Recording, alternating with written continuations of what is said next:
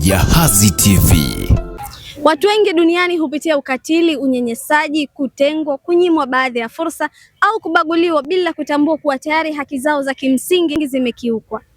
Mimi ni Zaitun James Gala na hii ni Jahazi TV. Siku ya haki za binadamu duniani ambayo huadhimishwa kila tarehe 10 Disemba, siku ambayo Umoja wa Mataifa uliungana mnamo mwaka 1948 kuadhimisha siku hii ili kukumbuka na kuona umuhimu wa haki za binadamu katika jamii. Maadhimisho haya yanahimiza nchi kujitahidi katika kulinda afya, elimu, jitihada pamoja na kulinda zile sheria ambazo zinalinda haki ya binadamu.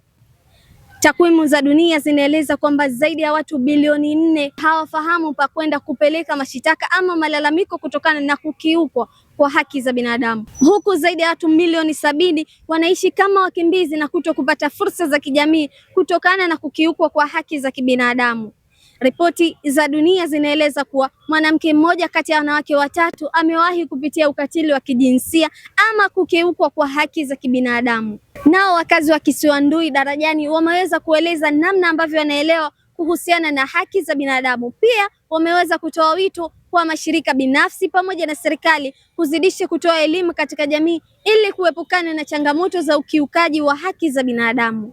Haki za binadamu katika masuala ya kudhalilishwa, ninapozungumza udhalilishaji kwa design tofauti. Kuna udhalilishaji wa kiuchumi, kuna udhalilishaji wa kijinsia, kuna udhalilishaji wa watoto, kuna udhalilishaji wa makazini.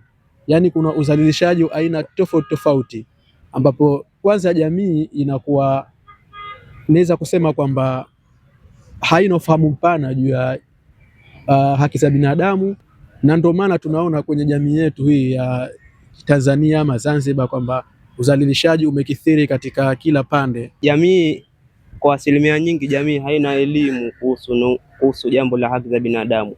Unakuta wazazi, wanajamii wanazivunja haki hizo kwa njia tofauti, aidha kwa kutumia mitandao, na wengine katika elimu. Tunaona watu wengi wanakosa elimu hususan vijijini kwa sababu hawajapata elimu ya kuhusu haki za binadamu. So, kwa hiyo inapaswa kama taasisi au serikali kufanya zaidi kuhusu jambo la kutoa elimu kwa wanajamii kutambua haki za binadamu ili ziende vizuri bila kuvunjwa katika jamii yetu.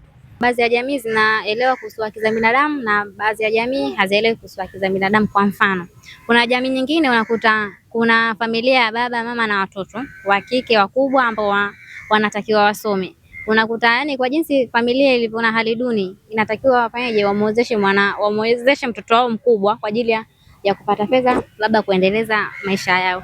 Na kuhusu ubaguzi, wanambagua mtoto wa kike kutokana na yeye yupo peke yake na watoto wa kiume wapo wengi. Waelimishwe tu kuhusu haki za binadamu kwa sababu kila mtu ana haki yake. Jamii yetu hivi sasa imekuwa ikumbana na changamoto nyingi, hususan kwa upande tunasema ama kwa watoto ama vijana au watu wazima. Kivipi? Kwenye jamii yetu kuna haki ambazo zinahusisha watu wote, mfano watu wazima, watoto na watoto na wakubwa. Sasa mfano kama upande wa watoto, kuna wazee au kuna baadhi ya watu katika jamii wanashindwa kuelewa kwamba mtoto anakutana na haki zake maalum ambazo za kimsingi anatakiwa apate. Mfano, mtoto ana haki ya kwanza ya kupata elimu. Ni kitu ambacho cha mwanzo anatakiwa apewe ili aweze kujua kuhusiana na mazingira yake na jamii yake anayoishi.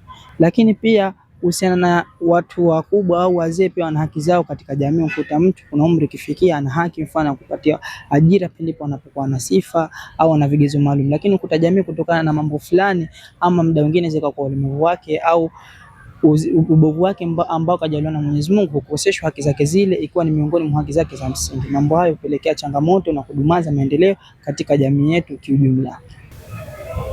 Katika takwimu za Tanzania, ripoti za ndani zinaeleza vitendo vya ukatili wa kijinsia na familia bado zinatajwa kuongeza, huku maelfu ya watoto na wanawake wakiripoti kukosa haki ya elimu, ustawi na ulinzi. Mashirika ya haki yanaeleza kuwa changamoto kama rushwa, unyanyasaji wa madaraka na ubaguzi katika upatikanaji wa huduma bado ni miongoni mwa sababu zinazosababisha wananchi wengi kukosa haki ama usawa wa kijinsia na kukiuka haki za kibinadamu.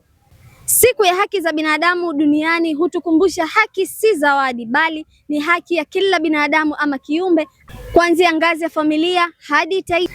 Ulindaji wa haki ni jukumu letu sote ili kujenga jamii yenye heshima, usawa pamoja na maendeleo endelevu.